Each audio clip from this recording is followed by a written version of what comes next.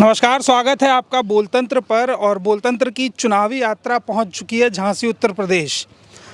ये तमाम वो आवारा पशु हैं जो खेत को सबसे ज़्यादा नुकसान पहुंचाते हैं और उत्तर प्रदेश के किसानों ने लगातार सरकार से इनकी शिकायतें की हैं कि जो आवारा पशु हैं, जो आवारा गौवंश है, वो उनके खेतों को बुरी तरह से नुकसान पहुंचा रहा है।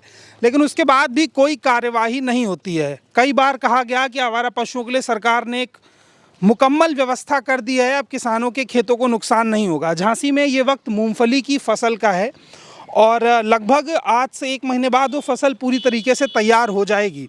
लेकिन फसल तब तैयार होगी जब ये आवारा पशु खेतों में नहीं पहुंचेंगे। मैं कई किसानों से अभी मिला और उनसे बात की। आलम ये है कि ये पशु सड़क दुर्घटना की भी वजह बनते हैं, किसानों की समस्या की भी वजह बनते हैं। आप सड़क के इस तरफ लगभग 20 से 25 इन पशुओं को देख लीजिए, सड़क के दूसरी तरफ का नज़ारा भी लगभग ऐसा ही है। तो इस आधे किलोमीटर के दायरे में लगभग 50 से 60 आवारा पशु घूम रहे हैं। अब आप सोचिए कि इतनी बड़ी पशुओं की संख्या अगर किसी खेत में घुसती है तो उस खेत का क्या हश्र होगा। मैं अपने कैमरामैन से कहूँगा कि आगे कुछ किसान भी बैठे हैं। असल में किसान अपनी फसलों को लगाने के बाद खाली समय में जो काम करते हैं वो भी मैं आपको दिखाऊंगा। लेकिन फ़िलहाल अब मैं आपसे ये कहूँगा कि मैं आपको उन किसानों से मिलवाऊंगा जो इस समस्या से सबसे ज़्यादा प्रभावित हैं। मेरा ये अपना मानना है कि उत्तर प्रदेश सरकार ने किसानों की सुविधाओं के लिए बड़े बड़े ऐलान किए हैं, जिसमें से एक ऐलान ये भी था कि जो आवारा पशु हैं, जो आवारा गौवंश है, उसको कहीं ना कहीं एक ऐसी सुविधा के तहत रखा जाएगा कि वो किसानों के खेतों में ना घुसें, उसकी फसल को नुकसान ना पहुंचाएं। लेकिन अमूमन ऐसा हो नहीं पाया। मैंने आधे किलोमीटर पहले भी आपको एक नज़ारा दिखाया था कि कितने आवारा पशु इकट्ठा थे। अभी मैंने आपको एक दृश्य दिखाया है और अब मैं इन किसानों के बीच में बैठकर इनसे बात करूँगा। क्या नाम है दादा आपका? आपका क्या नाम है? बोलो। आप नहीं बोलते हैं? बफाची। बफाची। आपके इस झांसी का जो गाँव है महरौली, टहरौली, तो यहाँ पर जो इतने आवारा पशु घूमते हैं, इसकी शिकायत आप लोगों ने कितनी बार की है? बहुत दार हमने गौशाला फेरी। हाँ, सुनने तरी है। कई दार वहाँ से निकाल देते हैं, गौशाला से निकाल देते हैं। गौशाला किसकी है? सरकारी है, वो मालूम प्रधान के अंडर में और सचिव के अंडर में है। अच्छा, मतलब ग्रामीण गौशाला है जिसमें गाय वाय को इकट्ठा करके रखा जाता है, लेकिन उसको छोड़ देते हैं। तो चारा का पैसा तो प्रधान जी को दिया जाता होगा ना? पैसा आता है तो वो चारे का पैसा क्या प्रधान जी खा जाते हैं? नहीं, मेरा ये सवाल है कि अगर इन जानवरों को रखने के लिए गौशाला बनाई गई है तो ये सड़क पर क्यों टहलते रहते हैं? वे क्या है, वो क्षमता से वो ये कहते हैं कि क्षमता से ज्यादा हम अपनी गौशाला में नहीं रखेंगे। अच्छा, उनकी गौशाला यहाँ से कितना दूर है? यहाँ से 2 किलोमीटर दूर है, बगल में 2 किलोमीटर दूर हाँ। है गौशाला। क्षमता से फिर भी एक अनुमानित कितने आवारा पशु होंगे जो उस गौशाला में रहते होंगे? यहाँ करीब 100-150 आवारा पशु है। 100-150 आवारा पशु हैं, तो क्षमता 50 की होगी, क्योंकि 100 तो यहीं सड़क पर टहल रहे थे। थोड़ी आगे निकले रोड अब गाय मिलेगी आपको, चाहो तब चले जाओ आप। तो मैं ये नहीं समझ पा रहा हूँ कि योगी आदित्यनाथ जो इस प्रदेश के मुख्यमंत्री हैं, वो कहते हैं कि वो सबसे बड़े गौ भक्त हैं। उनका वीडियो आता है टीवी पे, आप लोग गाय को अपना रोटी वोटी खिलाते हुए। तो गाय माता है, हमारी भी है, उनकी भी है। तो ये उनकी जो यहाँ 50-60 माताएं टहल नहीं थी, इनके भोजन और इनके रखरखाव की व्यवस्था अगर नहीं कर सकते तो ऐसा बेटा तो नकारा है।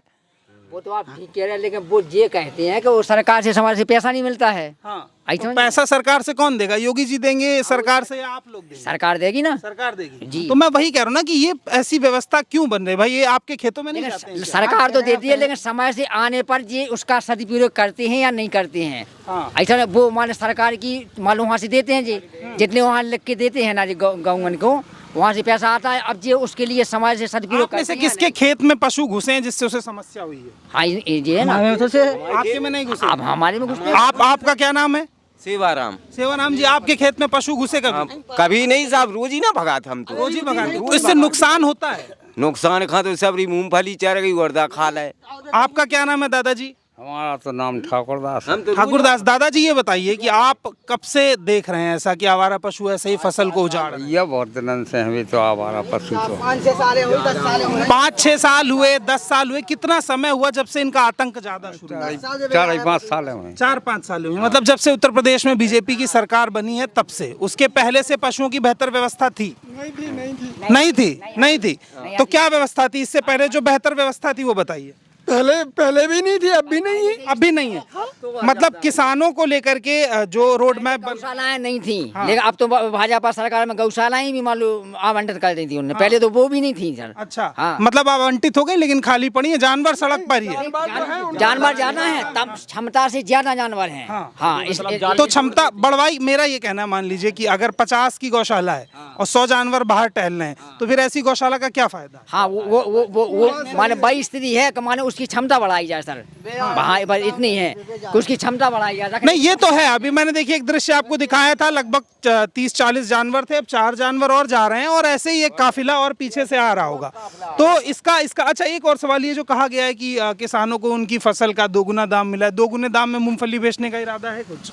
नहीं, वो तो सर ऐसा है कि माने उन्होंने जो निर्धारित रेट करे थे ना पिछले साल 5275 रुपया, अब इस बार कुछ बढ़ा दिए गए हैं। अब मान लो उसमें अब यही समझ लो कि निर्धारित। गेहूं किस रेट बेचा आपने अपना? गेहूँ तो 1975 को। 1975 बिक गया आपका गेहूं? यहाँ गांव में सबका इसी रेट बिका? हाँ, वो केंद्र पर सर। केंद्र पर सुविधाएं बढ़िया हैं, बढ़िया सुविधाएं।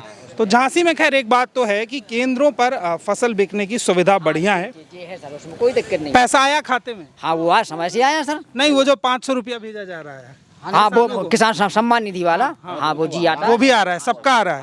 तो वोट किस, आपका भी आ रहा है? अभी पेंशन नहीं आई, पेंशन नहीं आई, तो वोट किसको देने का इरादा बनाए हैं? भाजपा को। हाँ, भाजपा तो जी, किसको?